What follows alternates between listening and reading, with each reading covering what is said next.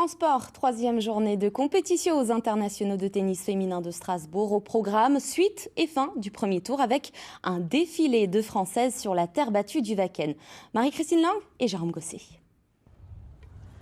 Chloé Paquet est la première Française à faire son entrée ce lundi sur le court central. Une entrée remarquée. Score final 6-3-6-3 face à l'américaine et tête de série Sofia Kenin.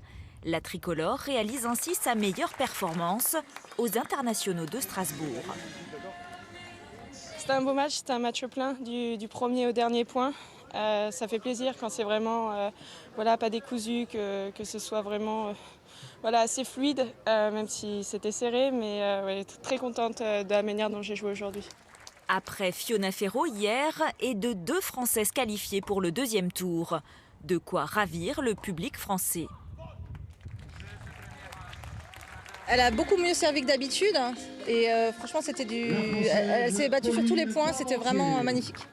Après Chloé Paquet, Pauline Parmentier, Amandine Hess et Caroline Garcia, 4 Françaises étaient en lice aujourd'hui. C'est la journée des Françaises, donc on est là pour les soutenir. Il y a déjà du très beau spectacle même. On a un public de connaisseurs quand même. Ce sont des gens qui aiment le tennis, mais ils viennent de très loin. Ils viennent à peu près notre zone de spectateurs de Chalandise. Elle est à 100-120 km de rayon autour de Strasbourg. Ils aiment les joueuses françaises. Ils ne les voient pas toujours jouer, en tout cas jamais dans la région.